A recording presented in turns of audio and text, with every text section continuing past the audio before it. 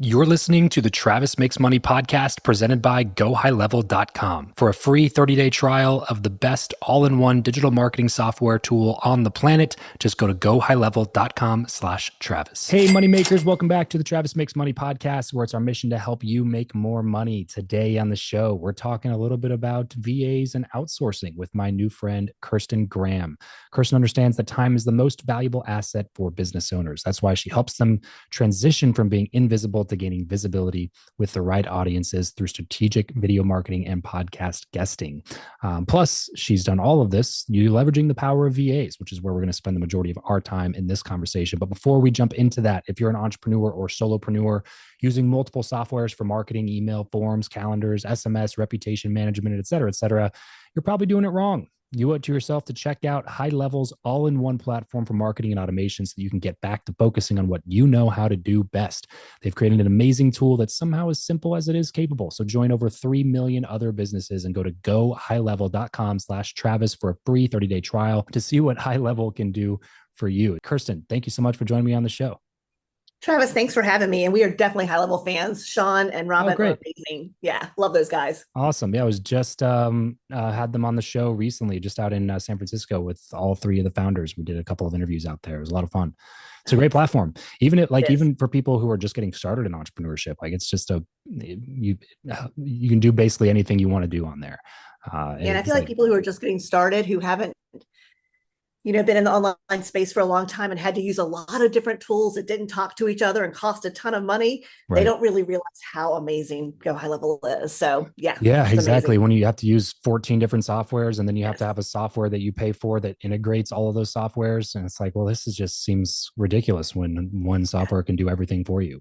So Exactly. Kirsten, tell me how you made your first dollar ever. Oh my gosh. First dollar ever, probably babysitting. Babysitting. There's a good one. Yeah, long time ago. Yeah. But I'm the oldest of three, so I was very good with little kids. And so I was the person who babysat everyone else's kids. And so, yeah, that's how I started making money initially. And now your most recent dollar, what do you do now?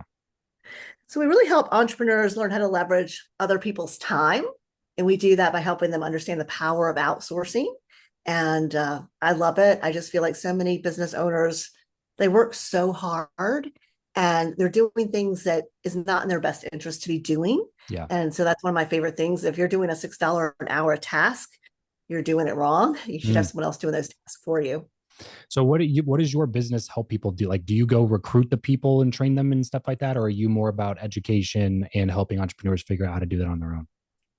It's a little bit of a weird niche. So we're not a marketing agency. We're not an outsourcing agency. So our first real product, so to speak, was our program that helps mostly real estate agents and coaches learn how to leverage YouTube or podcasting, to grow their audience, to become, the authority in their space.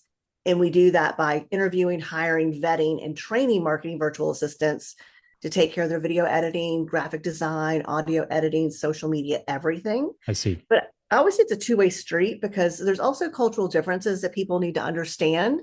So for a lot of our clients, they haven't hired someone. So we're helping them understand the communication differences, the time differences, how to pay someone overseas. And so we're really kind of the middleman between helping the client understand the power of outsourcing, but also to become the best boss that they can be. Yeah. And then training virtual assistants who want to be on that person's team long-term. So it's a little bit of a different niche. We also specialize in bookkeeping virtual assistants. We have a lot of clients who, bookkeeping something no one wants to do and nobody wants to pay for. So when you realize that you can outsource your bookkeeping at a very affordable rate, I feel like it empowers a lot of business owners to actually dig into their finances and understand where their money's coming in from and where it's going out from. And so I feel like that can help them make them a lot more successful. And then we also specialize in software virtual assistants. How did you get into the online entrepreneurship world and what were you doing before? So my background's real estate. So I started in real estate in the late 80s. Okay. I eventually moved to the mortgage side. I went on to own a mortgage company and a title company. And actually my now business partner was one of my clients for my mortgage company. Oh, really? And she was starting a business. Yeah. And I asked her one day, how's it going? And she said, well, no one in my family owns a business. I don't really know anyone. So I'm a little bit lost. And so I started coaching her.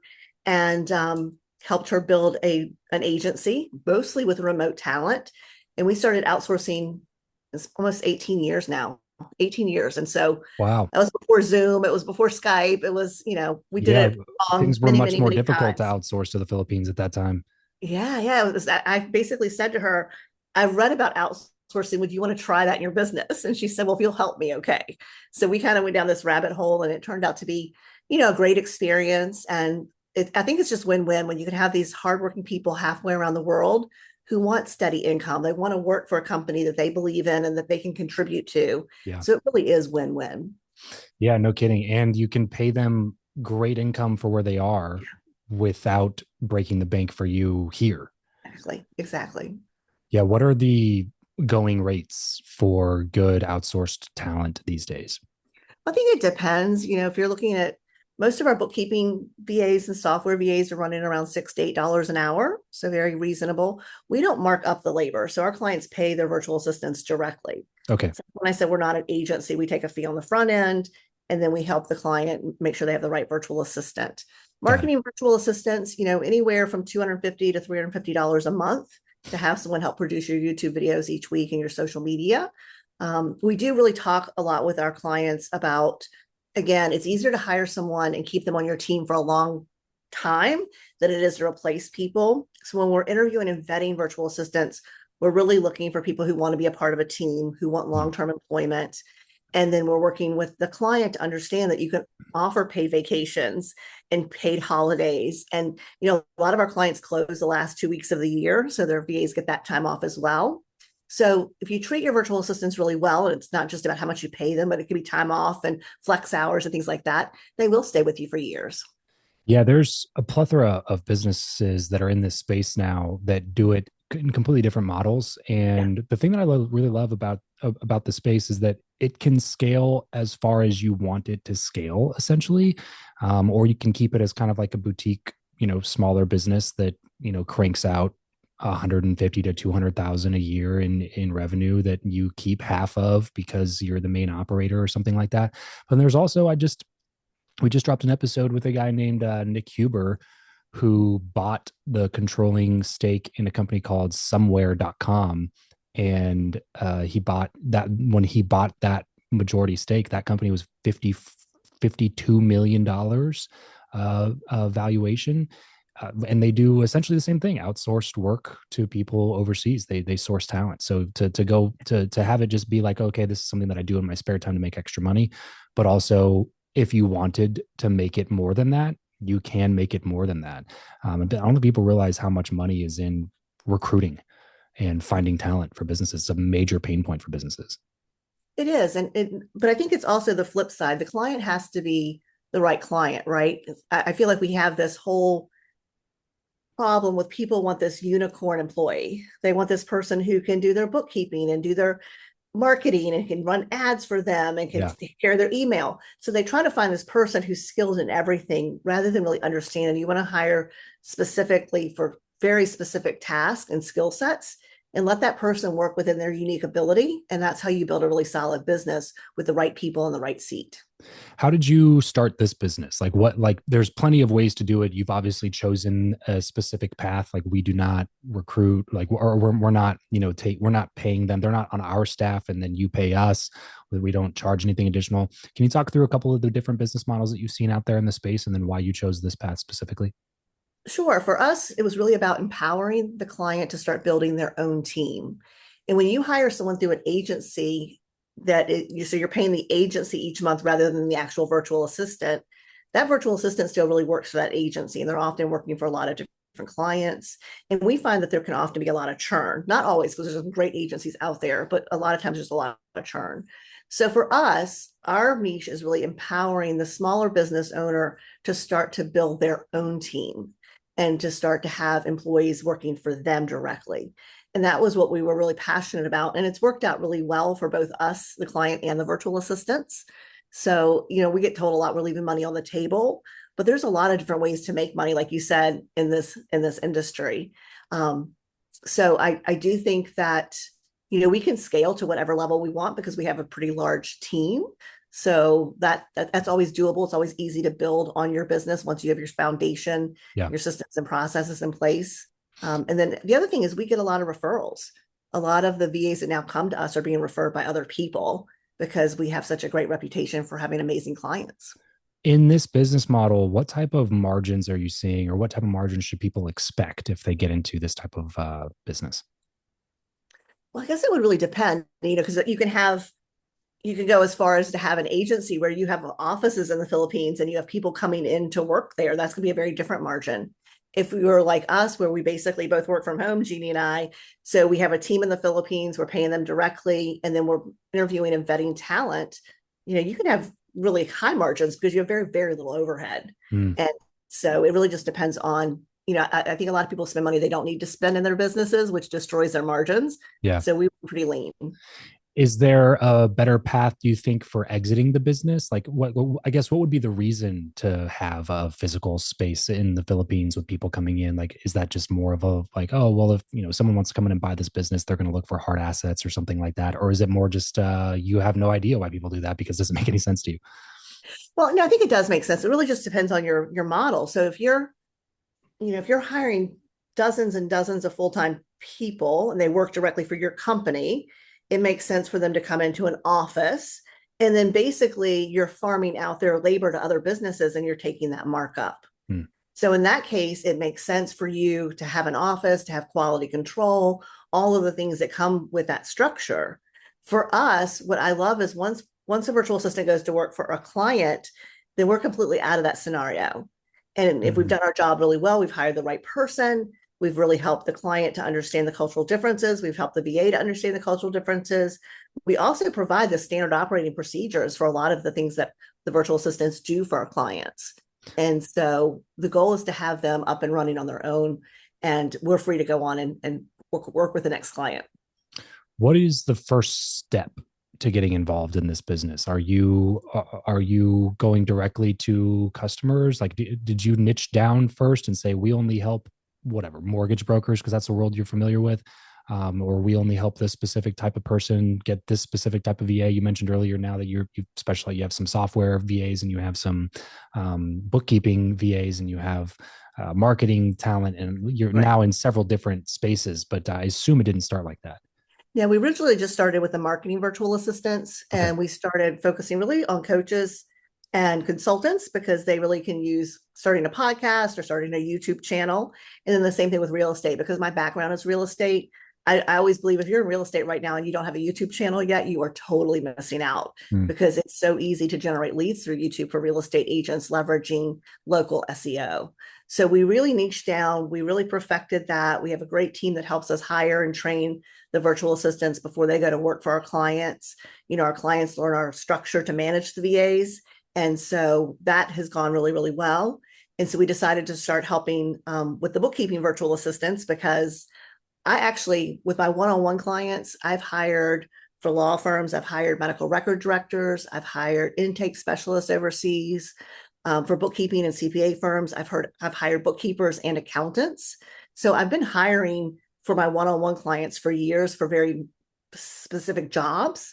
And one of the things that we saw is it's fairly easy to hire bookkeepers overseas if you know what you're looking for.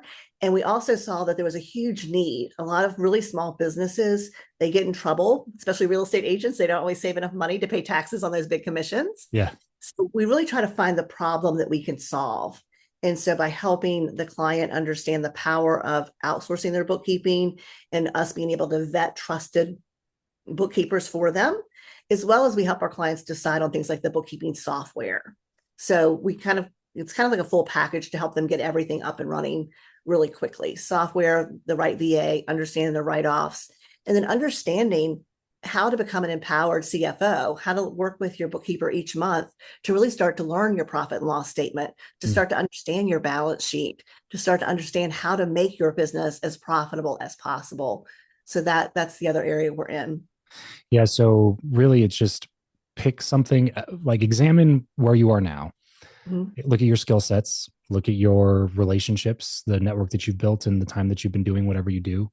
and pick something super specific, solve that core problem really, really well for like one offer, one avatar, one marketing channel, and just get to work with that thing. Like even just because we were talking about high level at the beginning of this, you could have an entire VA business that literally just has high level trained VAs because Yeah, there's we do. 3 million users on high level, most of Yeah, whom do not know how to use the platform to its yeah. like full capacity. So if you can, if you use the platform inside of whatever you're currently doing and you know a little bit about it, we'll go hire some VAs, make sure they're trained on high level already, continue to train them on more tools and resources that that platform has, and then go find businesses that are already using high level and say, hey, do you want us to install one of these VAs into your business to just manage your high level account better, to Yeah, fully leverage this thing? we white labeled high level several years ago. Mm, And so that's one of the things that we offer our clients when they come on to high level through our white labeled version. We actually pair them with a virtual assistant who gets them set up initially. And then they have access to hire that virtual assistant ongoing for $6 an hour. mm, So well, the way we work, the way we kind of work this is the fact that the software can do so many things, right? And so a lot of times the client doesn't know what they're asking for or how to explain what they want. And right. that's where communication breaks down. So our team really works as a team. We meet with our software virtual assistants every Monday. My business partner, Jeannie, knows the software inside and out. So we work collaboratively to make sure that the clients understand what types of funnels they want, what the software can do for them, and the best way to make it happen. And then that kind of helps. I feel like we're kind of the communicators or the translators between the client and the VAs to make sure that the VAs understand what the client actually wants, and also making sure the client understands what the software can do and can't do, or a workaround to get it to do what they want it to do. So we do have quite a few marketing software VAs as well. Kirsten, what would be your advice to somebody who's starting out and they just want to make some more money? Is this what type of business would you be looking at if you were like, hey, I'm starting over in the online space and assuming I can't start another VA agency, what would you do? I think it really boils down to your strengths and your abilities, and then finding a problem, right? What problem can you solve? And so I think there's a lot of people that basically need help just starting businesses, to be honest. Yeah, If you look at some of the great YouTube channels out there who do really well, it's, how to create a side hustle where you can make $100 a day. So I feel like maybe even just helping people figure out how to start businesses, if that's something you're really good at. yeah. I'm thinking a lot about how people can start training, even if it is VAs or something like that, but how you can leverage AI. I think there's going to be, especially young people, I think that there's a bit major opportunity for them to have AI agencies at this point that help small business owners who, are in their 50s and 60s who have keep hearing about AI, but don't know how to use it at all. But if you're 23 and you kind of have been playing around with it for the last 3 or 4 years, and its power and what it can do for people, if you can go into those businesses and help them automate processes or save money on employee time or whatever it might be, then there's probably some meat on the bone there. And if you Absolutely. want an agent to come in and help that, a VA could do that. An AI trained VA that can just help people for $6 an hour come in, and then like you're not only saving money on the talent, but you're saving money with the automations that agent is building for you inside of the business as well. Yeah, and you make a good point. Like right now, all of our VAs are trained on some type of AI, right? Because AI is now touching every single part of our businesses. Yeah, It's not about AI is going to completely replace your virtual assistant. AI can make your virtual assistant more efficient. exactly. Eventually, it may replace some tasks, absolutely. But at the same time, then you figure out how to upskill that virtual assistant so that they still have a valuable role to play that gets your hands out of different parts of the business. So you can focus on generating revenue, focus on doing the types of things you like to do in your business. Yeah, well, like you said, the VA can manage the AI to the point where you can, instead of having a VA that manages 3 other VAs to write copy, create content, edit videos, do social posts or whatever, you can have one VA who manages AI to do all those tasks and save yourself the additional $18 an hour that you were paying to those other team members to do those, like, lever pulling tasks. You just find somebody, if they are already upskilled, or you help them upskill, Exactly. And then they can just kind of become the AI manager inside of the business, and saving that much money and creating that much efficiency for something that costs you, $60 a month plus your VA, which is $300 to $800 a month, probably somewhere in there, that can do the work of six minimum wage US based employees. Like that, Yeah, you're talking the difference between thousands of dollars a month. yeah, absolutely. Well, Travis, out of curiosity, if you had to start a business today, what would you start? If I had to start a business today, I would probably not actually start a business. I would probably acquire a business. I'm very interested in that these days. That's where my head's been a lot more lately. Is that some of the more like the arguably the most difficult stage of any business is getting it from 0 to 1, to build an offer, to get your first customers, to get people in the door, to use it, to test it, to iterate on it, and then to build an offer that's actually scalable. That could take 1, 2, 3 years of time sometimes to get to that stage where you can then scale. And I am fascinated by the idea of finding a business that's already been doing things for 6, 7, 8, 9, 15, 20 years, that you can then come in and add some of these other efficiencies into. Like again, there's an entire generation of people that are retiring from their businesses that want to stop working, that have not set them up in a way to be able to sell for a big massive thing up front where they can just cash out and bounce in 2 months.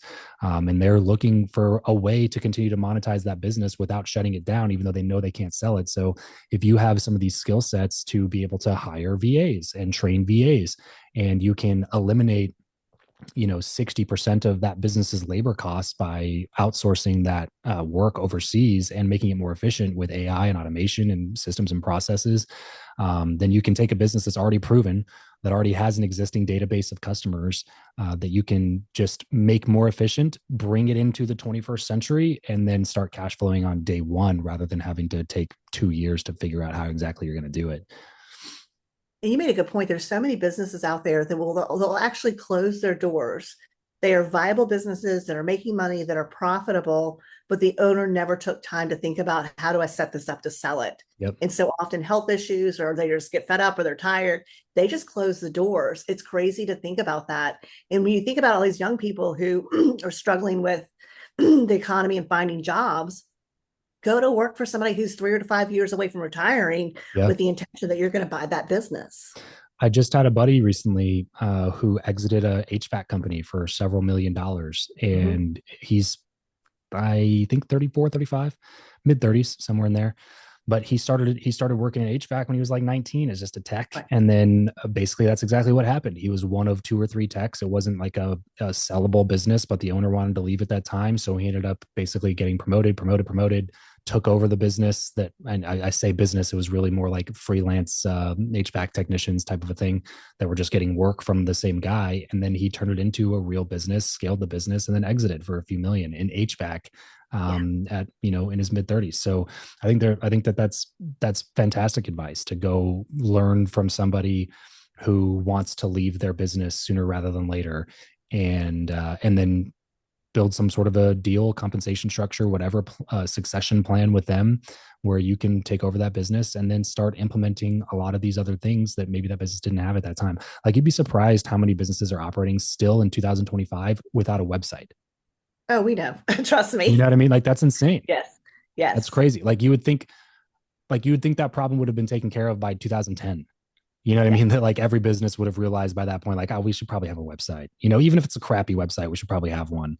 But their Right. businesses still exist today that still they have fax machines and use paper ledgers and things like that. And it's like, well, there's so many efficiencies you can install into that business. The problem Right. is that it's typically like boring, unsexy businesses, and young people Yes. have this desire to build the next, Facebook or whatever. Right. But yeah, the odds of succeeding at a business that's already been operating for 15 years that you can just make more efficient are significantly higher, like multiples higher than starting the next Facebook.